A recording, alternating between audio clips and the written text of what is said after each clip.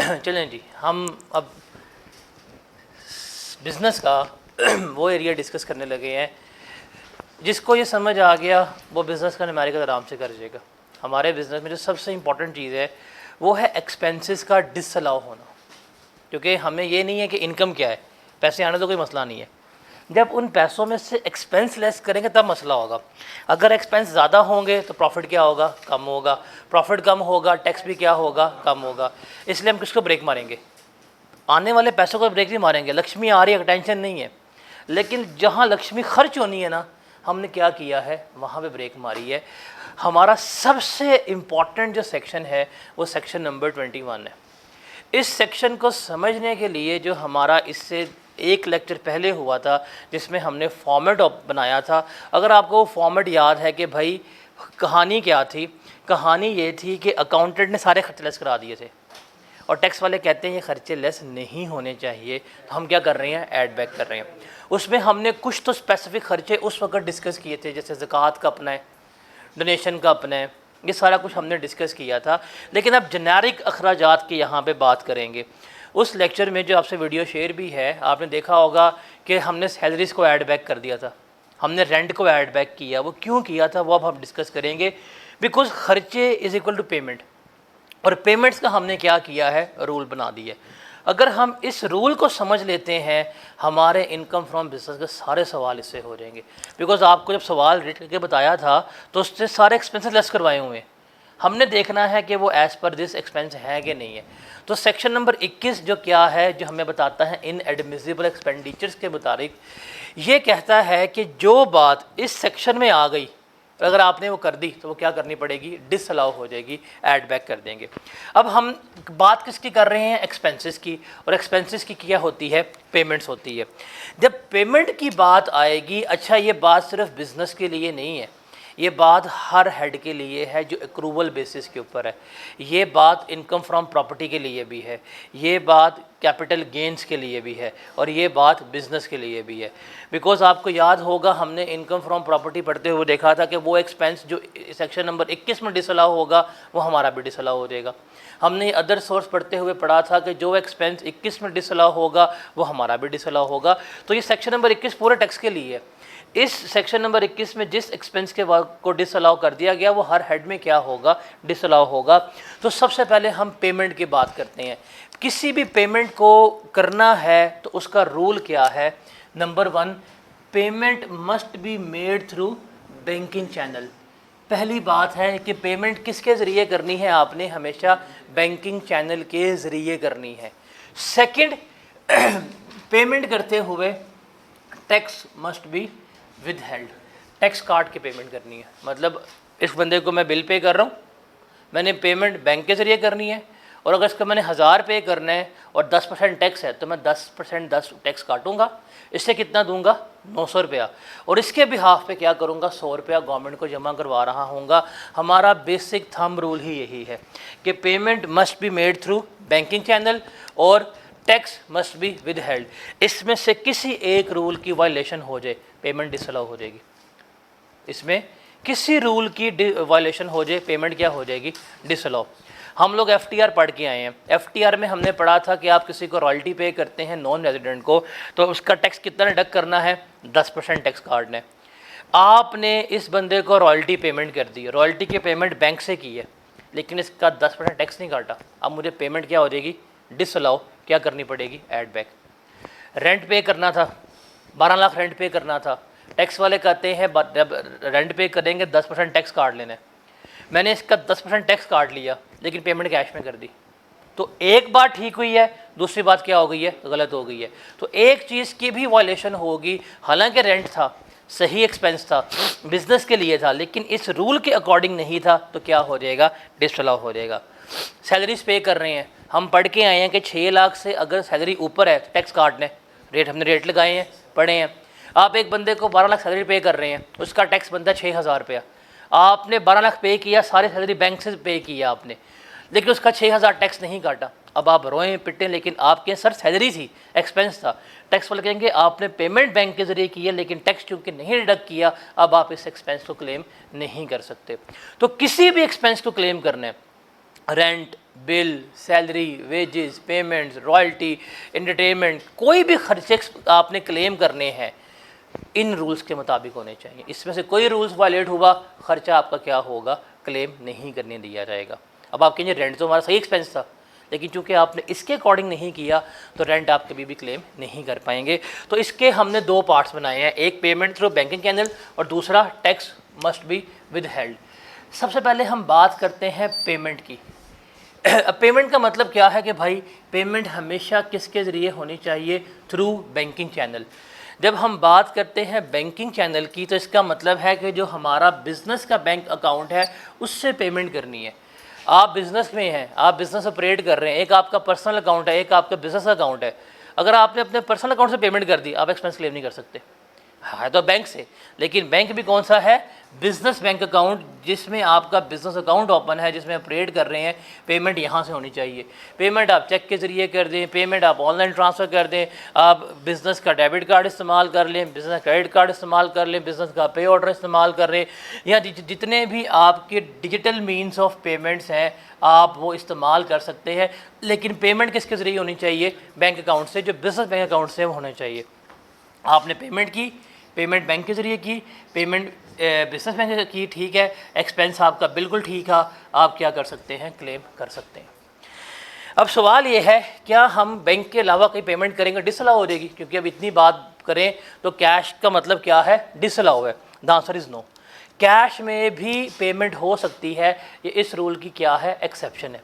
लेकिन थोड़ी बहुत कैश पे पेमेंट्स जो है वो हो सकती हैं। अब कौन कौन सी, कि अगर आप तनख्वाह पे कर रहे हैं, सैलरीज, जिस एम्प्लॉय की सैलरी 32,000 रुपये तक है ना, तो आप 32,000 रुपये तक की सैलरी पर मंथ पे कर दें, कोई मसला नहीं है कैश में। आपके पास ऑफिस बॉय काम कर रहा है उसकी सैलरी 30,000 पर मंथ है, कैश में पे करें, कोई मसला नहीं है। कहेंगे जी 6 लाख कहाँ पे गया सर, ये इसको दिए, ये कोई मसला नहीं है। क्यों, सैलरी क्या है उसकी, 32,000 तक है। हाँ, अगर किसी की सैलरी 35,000 पर मंथ है, अब आपने 32 कैश में पे किया, अब वो डिसअलाउ हो जाएगी। तो लिमिट क्या है, 32,000 रुपये की सैलरी जो है वो आप क्या कर सकते हैं, कैश में पे कर सकते हैं। इसके अलावा कोई भी single payment, one time expense 25,000 रुपये तक का क्या कर सकते हैं, कैश में पे कर सकते हैं। एसी ख़राब हो गया, टेक्नीशियन बुलाया, उसने एसी रिपेयर किया, बिल आ गया, उसने 15,000 रुपये बिल बना कर दे दिया, हमने कैश में पे कर दिया, अलाउ है जी, अलाउ है। क्यों, सिंगल पेमेंट कहाँ तक की अलाउ है, 25,000 की। जनरेटर की सर्विस करवानी थी, आया बंदा, उसने बिल बना के दिया, बिल बन गया 40,000 रुपया, कैश में पे कर दिया, अलाउ है। अब अलाउ नहीं है, बिकॉज वन टाइम पेमेंट जो भी होगी कितनी हो सकती है, 25,000 तक कैश में हो सकती है। वो कोई भी पेमेंट है, रिपेयर, मेंटेनेंस, सदका, ज़कात, हालांकि उसका तो रिबेट मिलता है, लेकिन वन टाइम पेमेंट जो है 25,000 तक जो है वो क्या है, कैश में आपको अलाउ है। इसके अलावा जो ये वाले हैं ना एक्सपेंसेस, ये विदाउट लिमिट कैश में अलाउ है, इनके ऊपर कोई लिमिट नहीं लगेगी। ये वाले एक्सपेंसेस विदाउट एनी लिमिट, हर किस्म की लिमिट के बगैर क्या है, ये कैश में अलाउ है। वो कौन से हैं, टैक्सेस। अब गवर्नमेंट का टैक्स पे करना है, गवर्नमेंट कैश में ले रही है, जितना मर्जी पे करें कैश में, आपको कोई मसला नहीं है। आप ये टोल टैक्स पे करते हैं, अब आप कहें सर जी मैं अकाउंट ट्रांसफर नहीं लेंगे, वो कैश में लेंगे, आप कैश में पे कर दें, कोई मसला नहीं है। बिल्स, यूटिलिटी बिल्स हो गए, सुई गैस का, बिजली का, पानी का, आप कैश में पे करें, अलाउ में, आप जितने मर्जी बिल हों। पोस्टेज स्टैम्प्स वगैरह हो गए, आपने कोई चीज़ TCS करवानी है, कोई चीज़ पाकिस्तान पोस्ट से भेजनी है, आप एड़ी चोटी का जोर लगा लें, वो ऑनलाइन पेमेंट नहीं लेते, वो कैश लेते हैं। TCS, लेपर्ड, जितनी भी करियर सर्विसेज हैं वो कैश लेती हैं, तो आप कैश पे करें। आप कहेंगे जी मेरा ये पोस्टिंग एक्सपेंस है, कैश में पे किया है, वो क्या हो जाएगा, आपको अलाउ हो जाएगा। फिर ट्रैवल टिकट्स वगैरह कैश में है, लोकल बस पे जा रहे हैं, वो ऑनलाइन पेमेंट ही नहीं दे रहे, वो कैश लेते हैं। आप जाके फैसल मोड़ को तरले मिनते कर लें, उनका दिमाग ख़राब है, वो कहेंगे नहीं कैश ही दें, तो वो कैश में है, लेकिन ये क्या है, अलाउ है, इनके ऊपर लिमिट्स कभी भी अप्लाई नहीं होंगी। तो ये वाली पेमेंट्स भी कैश में कर सकते हैं, आपको सारा एक्सपेंस क्या हो जाएगा, क्लेम हो जाएगा। फिर पॉइंट नंबर 4 इंपॉर्टेंट है कि अगर आपने कोई अकाउंट मेंटेन किया हुआ है, क्या किया हुआ है, अकाउंट मेंटेन किया हुआ है, जिसका टोटल बैलेंस, सालाना बैलेंस जो है वो 2.5 लाख रुपए से कम है। जैसे फॉर एग्जांपल आप स्टेशनरी का अकाउंट मेंटेन करके बैठे हुए हैं कि हर महीने आपकी ऑफिस की स्टेशनरी आ रही है, अभी हर महीने आ रही है, ये एक अकाउंट मेंटेन है, ये वन टाइम पेमेंट नहीं है। अब देखिए एसी की रिपेयर वन टाइम पेमेंट है, साल में एक दफ़ा होनी है। जनरेटर की मेंटेनेंस वन टाइम पेमेंट है, साल में एक दफ़ा होनी है। लेकिन स्टेशनरी की परचेज जो है वो हर महीने हो रही है। तो इसका क्या बना होगा, एक लेजर बना होगा स्टेशनरी के नाम से, जहाँ पे हर महीने जो है हम क्या कर रहे हैं, कैश में परचेज कर रहे हैं। अब फॉर एग्जांपल ये स्टेशनरी का अकाउंट बना हुआ है, आपने जून के महीने में सामान कितना खरीदा, 20,000 रुपये का, सारी पेमेंट कैश में हुई है। तो 25,000 तक कैश में हो सकती है, आपने कितनी की है, 20 में, कोई गलत हुआ नहीं। अगली पेमेंट कितनी कर दी है, 30 की। आप कहेंगे यार डिसअलाउ है, लेकिन रुकें ज़रा, फिर सितंबर में 10 की, 15 की, 10 की, 20 की, 25 की, 20 की, 22 की, 30 की, आपने पूरे साल की पेमेंट्स की। आपने इस अकाउंट का टोटल निकाला, इसका टोटल कितना बना, 2,02,000। वो कहता है कि अगर कोई भी ऐसा अकाउंट है जिसका टोटल 2.5 लाख रुपए तक है, अगर इस अकाउंट में एक आधी पेमेंट 25,000 से ऊपर कैश में हो भी जाए, कोई मसला नहीं है, हम आपको क्लेम कर देंगे। अब इसका टोटल कितना हुआ है, 2,02,000। ये पेमेंट 25,000 से ऊपर कैश की हुई है, ये दो पेमेंट्स 25,000 की कैश ऊपर हुई हैं, लेकिन ये क्या हो जाएंगी, हमें अलाउ हो जाएगी। क्यों? बिकॉज इस अकाउंट का टोटल बैलेंस क्या है, 2.5 लाख से कम है। अगर ये अकाउंट का टोटल बैलेंस 2.5 लाख से ज़्यादा होता, फिर ये जो पेमेंट्स थी 1-2, ये मुझे क्या होनी थी, डिसअलाउ। पूरा अकाउंट नहीं, वो 1-2 पेमेंट्स जो हैं वो मुझे क्या होनी है, डिसअलाउ होनी होती हैं। तो ये तो हमारी सारी बात हो गई पेमेंट के मुतालिक। अब पेमेंट करनी है सर, पेमेंट करनी है, बैंक से करनी है, कैश से करनी है, हमें पता लग गया, उसके सारे हमने असूल देख लिए हर पेमेंट के लिए। अब रेदर देन आप रेंट के अलग असूल याद करें, सैलरी के अलग असूल याद करें, एक नॉर्मल यूज़ याद कर लें, इस रूल में हर चीज़ आपकी कवर हो जाती है। तो स्मार्टली प्ले करना होता है। अब अगला देखते हैं कि पेमेंट करते हुए टैक्स क्या करना है, विद हेल्ड करना है। क्या करना है, टैक्स जो है विद हेल्ड करना है। इसको ज़रा समझिएगा फोकस होके। अब देखें, पहली बात है कि आप कोई पेमेंट कर रहे थे, उस पेमेंट के ऊपर टैक्स था ही नहीं। आपने पेमेंट करनी है एक बंदे को और उस पेमेंट पे टैक्स था ही नहीं। जब उसके ऊपर टैक्स ही नहीं था, आपने कोई चीज़ डिडक्ट ही नहीं की, कोई चीज़ की वायलेशन हुई है, कोई खिलाफ वर्जी हुई है, नहीं, तो एक्सपेंस सारा क्या कर सकते हैं, क्लेम कर सकते हैं। आप अपने स्लैब रेट्स ओपन करें, किताब के पेज नंबर 4 पे होंगे, उसमें 6 लाख रुपए तक की सैलरी जो है वो एग्जाम्प्ट है, उसके ऊपर टैक्स ही नहीं है। आप एक बंदे को 40,000 पर मंथ पे कर रहे हैं, उसके सालाना कितना बनता है, 4,80,000। आपने 480 की पेमेंट उसको बैंक के ज़रिए की, ठीक है, और अब क्या उस पेमेंट पर टैक्स है, 6 लाख तक तो टैक्स ही नहीं है, उसकी पेमेंट पर टैक्स भी नहीं था, आपने टैक्स डिडक्ट भी नहीं किया, तो कोई चीज़ की खिलाफ वर्जी नहीं हुई। तो इसलिए आप 480 को क्या कर सकते हैं, एक्सपेंस क्लेम कर सकते हैं। आगे बात करते हैं कि आप पेमेंट कर रहे थे और पेमेंट के ऊपर कहा गया था टैक्सेस हैं। आप पेमेंट कर रहे हैं, पेमेंट के ऊपर क्या है, टैक्स है। आपने पेमेंट की और पेमेंट के ऊपर टैक्स डिडक्ट कर लिया। फॉर एग्जाम्पल, आपने नॉन रेजिडेंट को 1 लाख रुपए की रॉयल्टी की पेमेंट की। हम FTR में पढ़ के हैं, जिसका रॉयल्टी की पेमेंट करोगे, अगर वो नॉन रेजिडेंट है उसका 10% टैक्स डिडक्ट करना है। आपने इसका 10% लिया, कितना आया, 10,000। आपने 10,000 काट के उसको कितना पे किया, 90,000, और ये 10,000 गवर्नमेंट को जमा करा दिया कि जी हमने इसके पैसे काट के को जमा करा दिए। इन्होंने क्या कहा था, टैक्स काटना है, आपने काट लिया, सही हुआ है, ठीक है। अब आप इस 1 लाख को, किसको, 1 लाख को, आप इस पूरे के पूरे को क्या करेंगे, अपना एक्सपेंस क्लेम कर रहे होंगे। क्या करेंगे, एक्सपेंस क्लेम करेंगे, ठीक है, हमारी पेमेंट ठीक हुई है। अब इन्हें कहा था पेमेंट करो, कर दी। कहा था 10,000 टैक्स काटने, आपने 10,000 टैक्स नहीं डिडक्ट किया। अब क्या होगा, आपको ये पूरी की पूरी पेमेंट, आपके अकाउंटेंट ने रॉयल्टी एक्सपेंस लेस किया होगा, लेकिन ये क्या करेगा, इस रॉयल्टी को डिसअलाउ करवा देगा, कहेगा भाईजान चूँकि आपने वायलेशन की है, क्या हो जाएगा, ये ऐड बैक हो जाएगा। आपको कहा टैक्स काटो, आपने क्यों नहीं काटा, सारा एक्सपेंस जो है वो क्या हो जाएगा, ऐड बैक जो है वो हो रहा होगा। थर्ड सिनेरियो जो सुपर इंपॉर्टेंट है आपके लिए,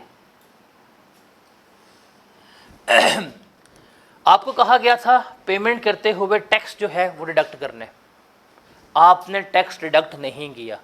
FBR वाले आ गए कि हाँ भाई ये आपने इस बंदे को लाख रुपए की रॉयल्टी पे की है, आपको कहा था इसका 10% बनता है जो 10,000 वो डिडक्ट कर लो, किया है?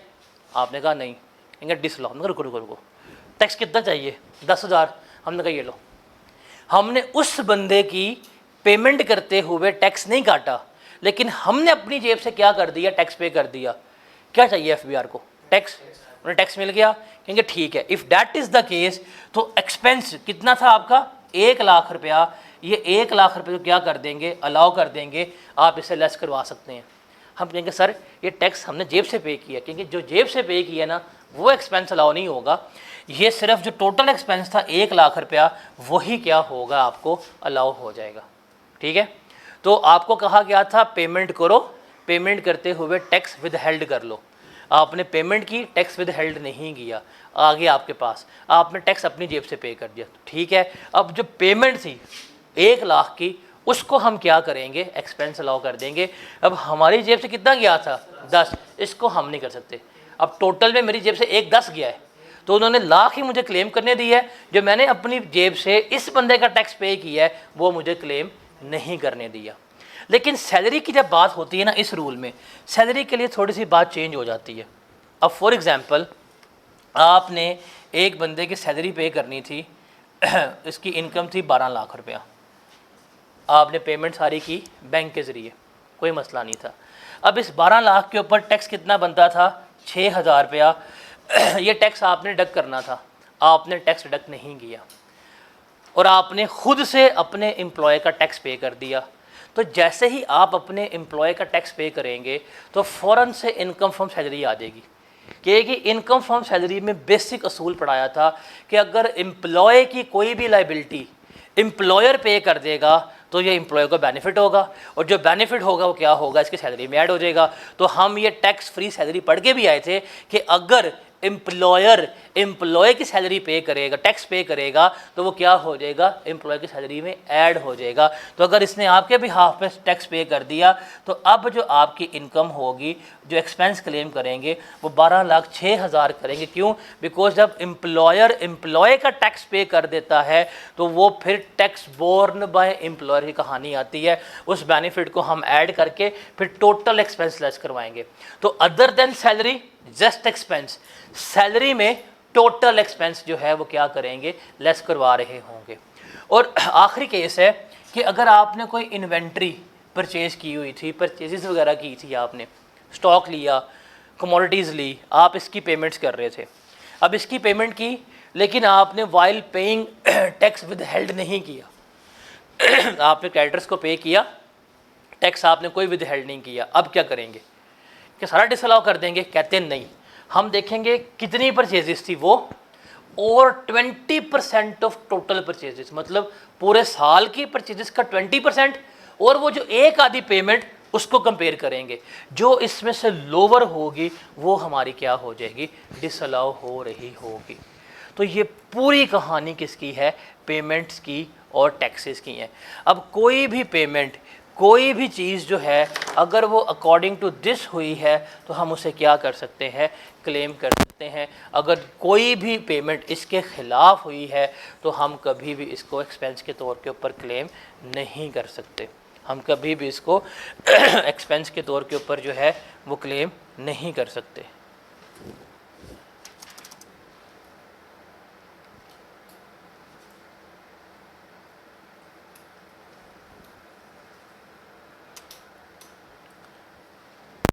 ठीक है, तो पूरा सेक्शन नंबर 21 अगर हम उसकी बात करें, एक रूल पे खड़ा हुआ है, payment must be made through banking channel and taxes must be held. Business में पेमेंट की बात करेंगे, payment must be made through banking channel. Bank का मतलब है बिजनेस बैंक अकाउंट, पेमेंट करो, एक्सपेंस क्लेम कर लो। इसकी एक्सेप्शन है जी, कैश में पेमेंट हो सकती है जी, कैश में पेमेंट हो सकती है। कब? 32,000 रुपये तक की सारी कैश में पे कर दो, सिंगल पेमेंट 25,000 तक की, या payment for taxes, bill, utility, postage, travel, ये जितने मर्जी कैश में पे कर दो, आपको अलाउ होते हैं। और अगर आपका कोई अकाउंट मेंटेन है जिसका टोटल बैलेंस 2.5 लाख रुपये तक है और उस अकाउंट में एक आधी पेमेंट 25,000 से ऊपर कैश में हो भी गई है तो क्या हो जाएगी? क्लेम हो सकती है। पेमेंट इसके ज़रिए करनी है और पेमेंट करते हुए आपने क्या करना है, इन टैक्सेस को काटना है। और रूल है कि टैक्स मस्ट बी विदहेल्ड। आपने पेमेंट की, उस पेमेंट में टैक्स था ही नहीं, आपने टैक्स काटा भी नहीं है, कोई चीज़ खिलाफ वर्जी नहीं हुई। पेमेंट बैंक से की, टैक्स नहीं था, टैक्स नहीं काटा, तो ठीक है, क्लेम कर सकते हैं। फिर टैक्स काटना था और आपने टैक्स डिडक्ट कर लिया, पेमेंट ही बैंक के ज़रिए की है, उस बंदे को 10,000 टैक्स डिडक्ट करना था, डिडक्ट करके पेमेंट की है, क्लेम हो जाएगा। थर्ड है कि भाई पेमेंट बैंक के ज़रिए की है, कहाँ से डिडक्ट करता, उसका टैक्स नहीं काटा, तो पेमेंट क्या हो जाएगी, क्लेम नहीं कर पाएंगे। फोर्थ है कि आपको कहा था टैक्स डिडक्ट कर लो, आपने टैक्स डिडक्ट नहीं किया, खुद से पे करा कि टैक्स काटना था, लेकिन आपने पेमेंट कर दी थ्रू बैंक, टैक्स नहीं काटा, तो सैलरी की पेमेंट करेंगे तो वो टैक्स बोर्न बाय एम्प्लॉयर होगी, टोटल सैलरी, बिकॉज हमें पढ़ के आ चुके हैं। अदर देन सैलरी अगर करेंगे तो सिर्फ एक्सपेंस जो है वो अलाउ होगा, जो टैक्स जेब से पे किया है वो कभी भी अलाउ आपको नहीं होगा। और अगर आपने इन्वेंट्री वगैरह परचेज़ की है और टैक्स नहीं काटा, तो एक्चुअल परचेजेस जो की है वो टोटल इन्वेंट्री का 20% विच एवर इज़ लोअर, वो हमें क्या हो जाएगा, डिसअलाउ हो रहा होगा। तो that is the summary of chapter number 21 कि भाई इसमें ये हमने करना होता है। ठीक है, अब हम आते हैं बुक के ऊपर और हम अब ज़रा देखते हैं चैप्टर नंबर 9 जो है सेक्शन 21 वो हमारा क्या कहता है क्या नहीं कहता। अब ये सारी बातें चूँकि मैंने आपको करवा दी हैं, अब मैं ज़रा बुक से टैली करता हूँ, इसको समझना है, क्रैमिंग वाला कोई चीज़ नहीं है। सबसे पहला है कि टैक्सेस जो गवर्नमेंट को पे करते हैं वो कभी भी एक्सपेंसेस के तौर पर अलाउ नहीं होते। हम किस टैक्सेस की बात कर रहे हैं, वो तमाम टैक्सेस जो आपकी इनकम पे बेस करते हैं। इसलिए आपको पता होगा कि हमने जब सवाल शुरू किया था फॉर्मेट का, हमने प्रॉफिट आफ्टर टैक्स से नहीं किया, बल्कि हमने प्रॉफिट बिफोर टैक्स से किया है। हम उस टैक्स को एक्सपेंस नहीं मानते। जब हम फॉर्मेट करते हैं, हम सवाल सॉल्व करते हैं, टैक्स लायबिलिटी आती है, तो एंड पे नहीं करते विद होल्डिंग टैक्स लेस करवाते हैं।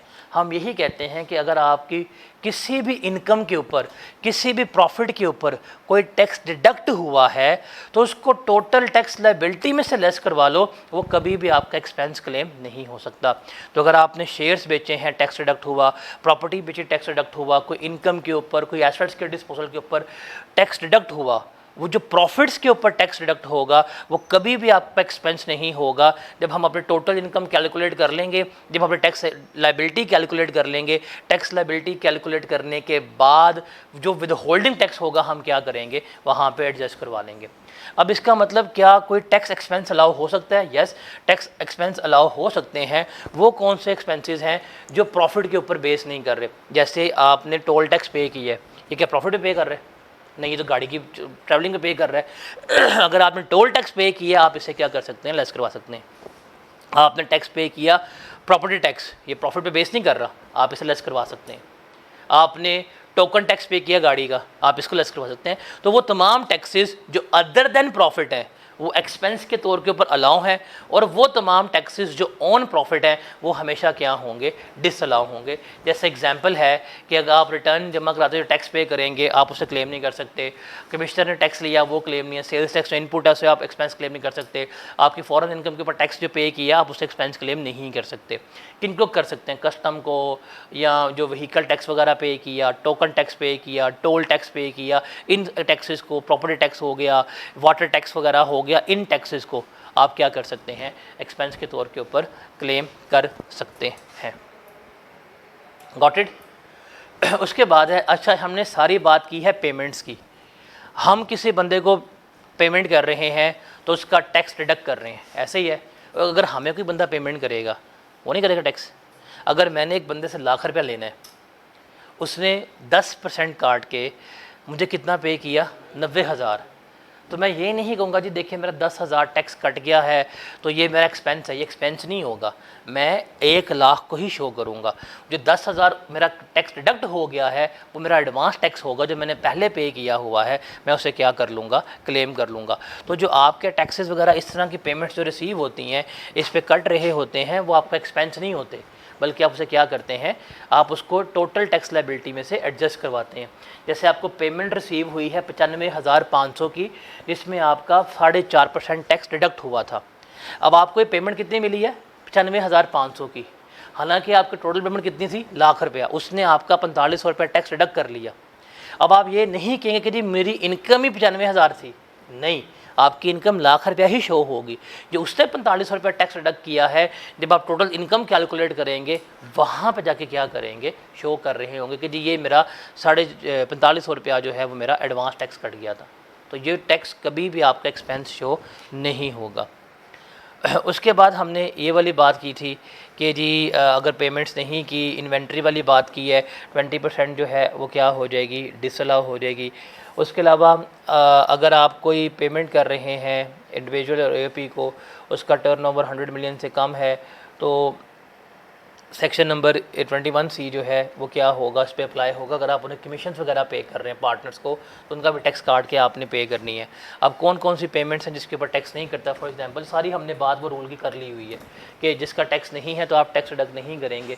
जैसे सर्विसेज की 30,000 तक की पेमेंट पे टैक्स नहीं काटते, परचेज़ ऑफ गुड्स के 75,000 तक के ऊपर टैक्स नहीं है, जिसकी सैलरी ₹6,00,000 तक है उसके ऊपर टैक्स नहीं है। तो सारी हमने बात की है। वो वाला पॉइंट कि पेमेंट पे टैक्स नहीं था और हमने टैक्स डिडक्ट भी नहीं किया, तो एक्सपेंस क्या हो सकता है, क्लेम हो सकता है। जैसे एग्जांपल है Zahoor limited business expense include rent of branch office 6 lakh and manager salary ₹3.5 lakh. वो अपना रेंट पे कर रहे हैं 6 लाख का और मैनेजर की सैलरी कितनी पे कर रहे हैं, वो 3.5 lakh. Income tax has not been with held from salaries and rent. In salaries में से और रेंट से उसने कोई टैक्स डिडक्ट नहीं किया। Rent expense are allowed as an expense because payment is made without deduction of tax, whereas salary as allowed tax expense because इसमें tax नहीं था। रेंट के ऊपर भी टैक्स नहीं था, सैलरी के ऊपर भी टैक्स नहीं था और आपने टैक्स डिडक्ट भी नहीं किया, तो किसी चीज़ की वायलेशन नहीं हुई। चूँकि किसी चीज़ की वायलेशन नहीं हुई तो आप क्या कर सकते हैं, एक्सपेंस क्लेम कर सकते हैं।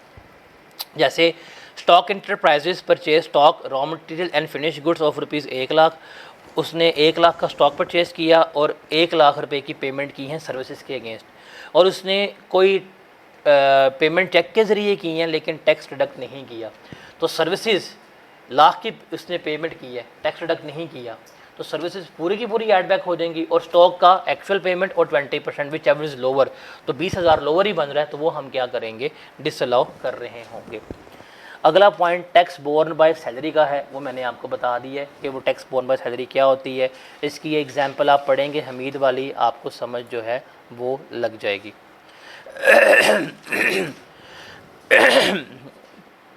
इसके बाद अगर आप कोई प्रॉफिट ऑन डेट पे कर रहे हैं, हम FTR में पढ़ के आए हैं, प्रॉफिट ऑन डेट पे करेंगे, कितना टैक्स काटने, 15% जो है FTR का पार्ट काटने। तो अगर आप किसी बंदे को प्रॉफिट ऑन डेट पे कर रहे हैं, उसकी पाकिस्तानी सोर्स ऑफ इनकम है, तो टैक्स काट के पे करेंगे। अगर आप किसी बंदे को प्रॉफिट ऑन डेट पे कर रहे हैं और वो नॉन रेजिडेंट है, और उसके बारे में जो सेकंड स्केड्यूल हमने पढ़ा था वो चैप्टर में कह दिया गया कि नॉन रेजिडेंट का प्रॉफिट ऑन डेट एग्जेम्प्ट है, तो जब लॉ ने कह दिया कि इस बंदे को पे करते हुए टैक्स नहीं काटना, तो हम नहीं काटेंगे, तो किसी चीज़ की वायलेशन नहीं करेंगे, तो हमें क्या हो जाएगा, एक्सपेंस जो है वो अलाउ हो रहा होगा। उसके बाद है commission paid to inactive person on item covered under 3rd schedule of sales tax act 1990 कि अगर आप कमीशंस वगैरह पे कर रहे हैं किस चीज़ की, जो आप बेच रहे हैं रिटेल आइटम्स, जिनको हम कहते हैं 3rd स्केड्यूल आइटम्स कह रहे होते हैं, तो हमने सेल्स टैक्स में इस चीज़ को देखा हुआ है कि जब भी हम रिटेल आइटम्स को बेचते हैं तो हम कमीशंस पे करते हैं। क्या पे करते हैं, कमीशंस पे करते हैं कि जी हमारा साबुन, सर्फ, दूध वगैरह जो है बेचते, तो दुकानदार को हम क्या करते हैं, कमीशंस जो है पे कर रहे होते हैं। रिमेंबर आप जिस बंदे को कमीशन पे कर रहे हैं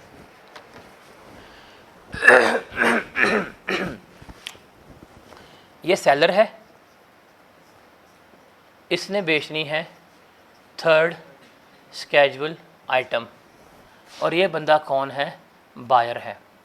अगर ये बायर का नाम एक्टिव टैक्स पेयर लिस्ट में है, मतलब ये फाइलर है, और आप इसको सामान बेच रहे हैं, तो इसको जितनी मर्ज़ी कमीशन दें वो सारी क्या है, एक्सपेंस के तौर के ऊपर आप अलाउ कर सकते हैं। जो अगला बंदा कौन है, फाइलर है, उसको सामान दिया बेचने के लिए, उसने सामान बेच दिया और आपने 10 लाख की कमीशन दी थी, वो सारे 10 लाख की कमीशन जो है वो क्या हो जाएगी, एक्सपेंस के तौर के ऊपर अलाउ हो जाएगी। अब यही ABC कंपनी है, और ये बेच रही है मिस्टर रशीद को। इसने मिस्टर रशीद को सामान बेचा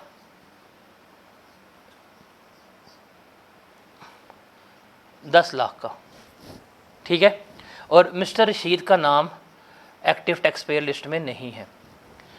इसने 10 लाख का सामान दिया मिस्टर रशीद को कि हमारे बिहाफ पे बेच दे, और इस ABC कंपनी ने 50,000 रुपये की कमीशन भी पे की रशीद को। कितनी कमीशन पे की? 50,000 रुपये की।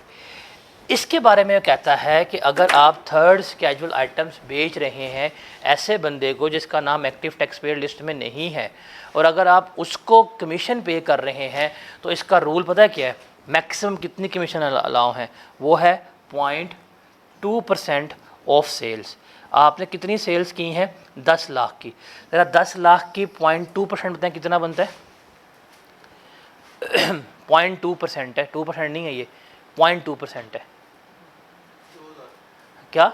2000। तो इसके मुताबिक 2000 रुपये तक की कमीशन आप एक्सपेंस के तौर पे अलाउ कर सकते हैं। आपने कितनी कमीशन पे की थी उसको? 50। आपको कितनी अलाउ हुई? 2000। तो कितनी कमीशन है? 48,000। ये हमें क्या हो जाएगी? डिसअलाउ हो जाएगी, ये आप क्लेम नहीं कर पाएंगे। तो रिमेंबर, अगर जिस बंदे को सामान बेचा है उसका नाम अगर एक्टिव टैक्स पेयर लिस्ट में है तो जितनी कमीशन पे की सारे के सारे एक्सपेंस अलाउ कर दो। लेकिन जिस बंदे को सामान दिया उसका नाम एक्टिव टैक्स पेयर लिस्ट में नहीं है, तो जितनी आपने सेल्स की हैं मैक्सिमम कितना लेस करवा सकते हैं? 0.2%। अगर आपने उसको 10 लाख कमीशन पे की है या लाख कमीशन पे की है और आपका बनता है 0.2% 10,000, तो 10,000 तक ही लेस हो सकता है। उससे ओवर एंड अबव अगर अकाउंटेंट ने लेस करवा दिया तो वो क्या किया जाएगा? ऐड बैक किया जाएगा। इस पॉइंट के आगे लिख ले स्प्रिंग 2022। स्प्रिंग 2022 के न्यूमेरिकल में एडजस्टमेंट आई हुई है और one of the worst attempted adjustment है ये। हम न्यूमेरिकल्स में इसको सॉल्व करेंगे, लेकिन स्प्रिंग 2022 में आई हुई है ये। उसके बाद है एंटरटेनमेंट एक्सपेंडिचर। ये रीड ओनली है। अब कोई भी एक्सपेंडिचर जो इनके मुताबिक होंगे हम वो क्या कर सकते हैं? एज अ एक्सपेंस के तौर के ऊपर क्लेम कर सकते हैं। अब वो क्या कहता है जी? Entertainment expenditure in excess of prescribed limit is not allowed. और लिमिट ये है कि जो इसके अलावा होंगे वो हमें एक्सपेंस के तौर के ऊपर अलाउ नहीं है। ये जो है वो हम क्या कर सकते हैं? एक्सपेंस के तौर पर लेस करवा सकते हैं। अब वो कौन कौन से? A reduction for entertainment expenditure shall be limited to expenditure incurred by a person which is कि कोई भी आपने खर्चा किया है outside Pakistan on entertainment in connection with business transaction, अपनी बिजनेस ट्रांजैक्शन से मुतालिक, या पाकिस्तान में अपने कस्टमर्स के ऊपर खर्चा कर रहे हैं। अभी क्या होगा? चाय बोतल पानी शानी पिला रहे हैं, इसके ऊपर बात हो रही है। एंटरटेनमेंट ऑफ कस्टमर्स क्लाइंट्स, अभी कस्टमर्स आते हैं, बैठे होते हैं, चाय पानी पिलाते हैं, ये इनका एंटरटेनमेंट एक्सपेंस है। इसे क्या कर सकते हैं? क्लेम कर सकते हैं। आपकी शेयर होल्डर मीटिंग हो रही है, एजेंट्स मीटिंग हो रही है, डायरेक्टर मीटिंग हो रही है, एम्प्लॉय मीटिंग हो रही है, इसमें खाना चलता है। ये वारी में आपने AGM कॉल कर लिया है, खाने का बिल आया, वो चूँकि इंटरटेनमेंट एक्सपेंडिचर टैक्स में क्या हो जाएगा? क्लेम हो जाएगा। यहाँ आप अपनी नई ब्रांच ओपन करते हैं, वो ढोल वाले आते हैं, वो गुब्बारा लगाते हैं, खर्चा हुआ है, वो क्या कर सकते हैं? लेस करवा सकते हैं। कहता है जी a person shall be allowed reduction only for expenditure incurred on the entertainment of person related directly to the business person. कि वो जो आपके बिजनेस से खर्चे होंगे ना डायरेक्टली, वही क्या कर सकते हैं? आप क्लेम कर सकते हैं। और एंटरटेनमेंट का मतलब क्या है? मील्स, रिफ्रेशमेंट और इस तरह की लेयर एक्टिविटीज़ जो पाकिस्तान के नॉर्म्स के मुताबिक है। चाय पिला दी, बोतल पिला दी, रोटी खिला दी, लिहाज दुम्बे के पास ले गए, ट्रकों में लड्डे ले गए, ये सारे क्या कर सकते हैं? आप लेस करवा सकते हैं। तो ये लिमिट्स हैं। ये लिमिट्स का मतलब कोई मॉनेटरी लिमिट नहीं 10 लाख 20 लाख, वो ये लिमिट है कि यहाँ तक खर्चे करो तो हो जाएगा। फॉर एग्जांपल वो पेपर में कहता है कि जी आपके अकाउंटेंट ने 20 लाख रुपया एक्सपेंस लेस करवाया हुआ है on Eid Milan parties of employ. अब बच्चों ने कहना ईद मिलन पार्टी, अल्लाह अकबर, इतनी बड़ी गुस्ताखी, डिसअलाउ कर दो। भाई डिसअलाउ नहीं होनी। इंटरटेनमेंट ऑफ एम्प्लॉयज़ अलाउ है, अपने एम्प्लॉय हैं। बिकॉज उसने क्या कहा था? कोई भी खर्चा जो आपके बिजनेस ताल्लुक है, तो आपके अपने एम्प्लॉयज़ का था। तो अगर कल को आपको सवाल आता है पेपर में कि ईद मिलन पार्टी पे खर्चा करा दिया एम्प्लॉयज़ की, तो खर्चा लेस हो जाएगा। बिकॉज वो किससे मुंसलिक है? एंटरटेनमेंट ऑफ, इससे कंसल्ट जो है वो कर रहा है। ठीक है। उसके बाद है कंट्रीब्यूशन टू प्रोविडेंट, ग्रेचुटी और सुपर एनुएशन फंड। हमने ये पढ़ा हुआ है सैलरी में। ये हमारे पास दो तरह के होते हैं, एक अप्रूव्ड एक अनअप्रूव्ड। अगर अप्रूव फंड है ना, उसमें जो अमाउंट कंट्रीब्यूट कर रहे हो वो एक्सपेंस अलाउ है। अगर ये फंड अनअप्रूव्ड है तो जो कंट्रीब्यूशन कर रहे हैं वो सिंपल क्या हो जाएगी, डिसअलाउ हो जाएगी। सिंपल सी बात है, ठीक है। और कल को जब आप इन फंड्स में से पेमेंट करेंगे क्या करेंगे, पेमेंट्स, हमने पढ़ा पी फंड से पेमेंट नहीं हो रही, ग्रेचुटी की पेमेंट्स नहीं हो रही, तो कल को हम ग्रेचुटी की पेमेंट करते हैं 20 लाख की, पी फंड की पेमेंट की 10 लाख रुपए की, वो एक्सपेंस अलाउ हो सकती हैं कब, जब हम उस बंदे की पेमेंट करते हुए टैक्स डिडक्ट करेंगे। ये वाला पॉइंट, जब हम पेमेंट कर रहे हैं हम टैक्स डिडक्ट करेंगे तो फिर हम उसको एक्सपेंस क्लेम कर सकते हैं, अदरवाइज़ नहीं। अब अकाउंटेंट ने प्रोविजंस बनाई होती हैं, provisions for gratuity, provident fund की, ये सारी प्रोविजंस जो हैं वो क्या होती हैं, डिसअलाउ। एक चीज़ याद रखिएगा, टैक्स में सारी प्रोविजंस ऐड बैक होती हैं, provision for warranty, provision for P fund, provision for gratuity, सारी ऐड बैक होती हैं। जो रियल पेमेंट्स हैं ना, एक्चुअल पेमेंट्स, वो हम क्या करते हैं, एक्सपेंस के तौर पर लेस करवाते हैं। और एक्चुअल पेमेंट जब करेंगे, payment must be made through bank and tax must be with held. तो जितनी किसी को ग्रेचुटी पे की है, जितना किसी को पी फंड पे किया है, आप उसे क्या करवा लें, एक्सपेंस के तौर के ऊपर लेस करवा लें। ये वो पॉइंट है, डेफर टैक्स में बचे होते हैं, पिटते हैं, क्या हुआ भाई, वारंटी की प्रोविजन ऐड बैक कर लो, जितनी ओरिजिनल पेमेंट्स गई हैं वारंटी की लेस करवा लो जितनी पेमेंट्स पी फंड की उसकी की हैं आपने क्रिएट प्रोविजंस ऐड बैक करो, जितनी रियल पेमेंट्स हैं वो लेस करो। तो रियल देखते हैं, ये चीज़ डेफर टैक्स में बच्चे पिटते हैं इस चीज़ के ऊपर। सवाल बड़ा औखा है, सवाल औखा नहीं है, रूल याद करना होता है आप लोगों ने। उसके बाद है फ़ाइन और पेनल्टी। सिंपल सी बात है, कोई फ़ाइन या पेनल्टी जो वायलेशन ऑफ लॉ है, कानून की खिलाफ वर्जी, वो डिसअलाउ है। और बिजनेस पेनल्टीज़ अलाउ है। आपने टाइम पे टैक्स पे नहीं किया, आपको 25,000 पेनल्टी पड़ गई, वायलेशन ऑफ लॉ है, आप इसे एक्सपेंस क्लेम नहीं कर सकते। आपने टाइम पे सामान डिलीवर नहीं किया, केस पड़ गया, केस हार गए, पेनल्टी पड़ गई, ये बिजनेस पेनल्टी है, ये आप क्या कर सकते हैं, लेस करवा सकते हैं। उसके बाद भाई पर्सनल एक्सपेंसेस, जो दुनिया का असूल है, ड्राइंग्स कभी भी एक्सपेंस के तौर पे अलाउ नहीं होती। फिर अगर आपने कोई अमाउंट रिजर्व्स की हुई है, कैपिटल फंड्स पे की हुई है, तो जो चीज़ कैपिटल कर दी है वो कभी भी एक्सपेंस आपका नहीं होता। सिमिलरली नोशनल प्रॉफिट्स, लिख लें वर्ड कहीं पे ना, नोशनल प्रॉफिट, ये रीवैल्यूएशन, सरप्लस वगैरह, ये भी आपको ना अलाउ होते। रियल प्रॉफिट्स लेते हैं, रियल एक्सपेंसेस लेते हैं। सिमिलरली ये जो इम्पेयरमेंट वगैरह हो गई, ये भी आपको अलाउ नहीं होती। रीवैल्यूएशन लॉस जो हैं, ये सारे अनरियलाइज्ड गेन, अनरियलाइज्ड लॉसेस जो हैं, ये कभी भी आपको अलाउ नहीं होती।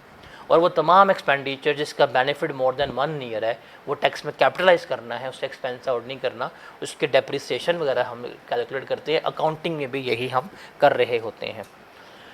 उसके बाद certain payments to member by an AOP, जब हम एओपी का चैप्टर पढ़ेंगे वहाँ पे हम इसकी कैलकुलेशंस करेंगे। ये बेसिक पार्टनरशिप का असूल होता है कि अगर आप पेमेंट्स कर रहे हैं, आपने अगर पार्टनर को सैलरी, रेंट, कमीशन, प्रॉफिट वगैरह पे किया, इंटरेस्ट वगैरह पे किया, तो सारे एक्सपेंसेस डिसअलाउ होते हैं।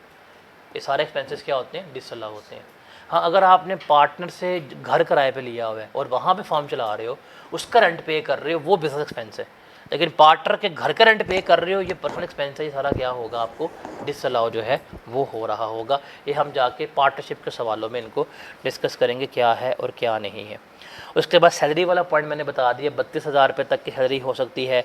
पेमेंट थ्रू बैंकिंग के दिन हमने बात कर ली है, सारा कुछ सिंगल अकाउंट की सारी डिस्कशन जो है वो हमने क्या कर ली, यहाँ पर डिस्कस कर ली। उसके बाद है जो फार्मास्यूटिकल मैन्युफैक्चरर हैं, एक है दवाइयाँ बनाने वाली कंपनियाँ, एक है दवाइयाँ बेचने वाली क्लिनिक। ये सिर्फ कंपनियों के लिए हैं, this is for Abbott, this is for Pfizer, this is for शियाजिन, इनके लिए जो कंपनीज बना रही हैं। तो आप कोई अन्य वक्त खर्चा करते हैं प्रमोशन के ऊपर, हमारी दवाइयाँ बेचें, हम आपको मलेशिया भेज देंगे, ये कर देंगे, वो कर देंगे, तो करें, कोई मसला नहीं है। टैक्स वालों ने कहा है आप सिर्फ अपना 10% ऑफ टर्नओवर ही क्लेम कर सकते हैं।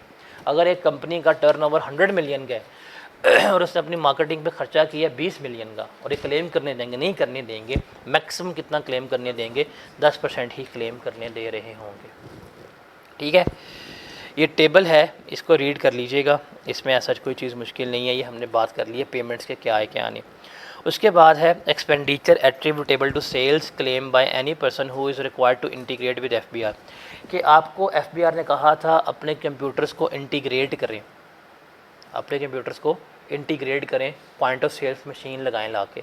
अगर आप पॉइंट ऑफ सेल्स मशीन नहीं लगाते ला के, तो जो टोटल एक्सपेंस क्लेम करने जाएंगे ना, जी पीएस लगाया, जी पीएस नहीं लगाया, उन्होंने कैलकुलेट किए आपके एक्सपेंसेस टोटल, उसका 8% क्या करेंगे, डिसअलाउ जो है वो कर देंगे आपको। ये इस अटैम्प्ट के लिए बहुत इंपॉर्टेंट है, बहुत इंपॉर्टेंट है ये वाला पॉइंट। और अगला भी बहुत इंपॉर्टेंट है कि अगर आपने कोई परचेजेस की हैं उस बंदे से, एग्रीकल्चर परचेजेस जिसके पास एनटीएन नंबर नहीं है। अब एग्रीकल्चर परचेजेस या तो आप डायरेक्टली काश्तकार से कर लें या जो मिडल मैन है उससे कर लें।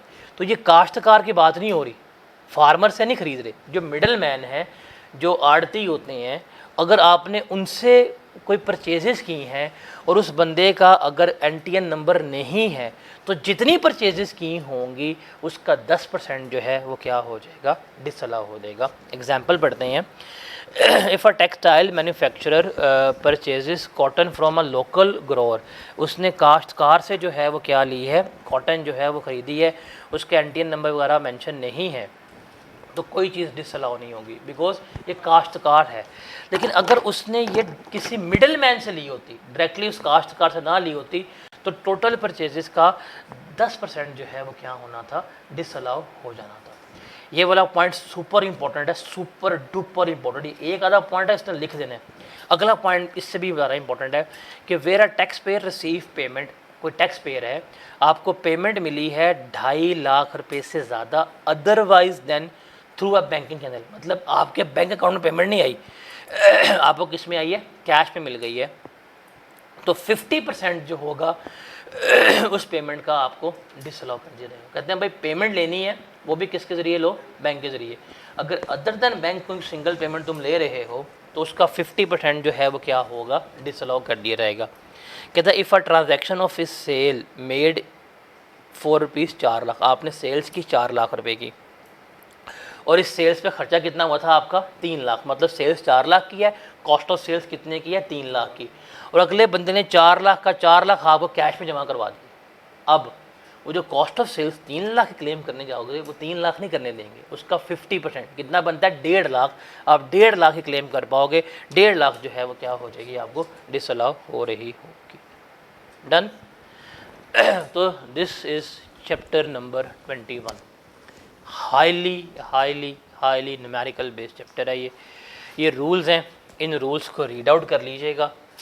जिस बंदे को ये रूल्स की समझ आ गई है, पता लग गया क्या हो रहा है, हार्डली 2 से 3 न्यूमेरिकल प्रैक्टिस होंगे, आपका फिंगर टिप्स पे हो जाएगी।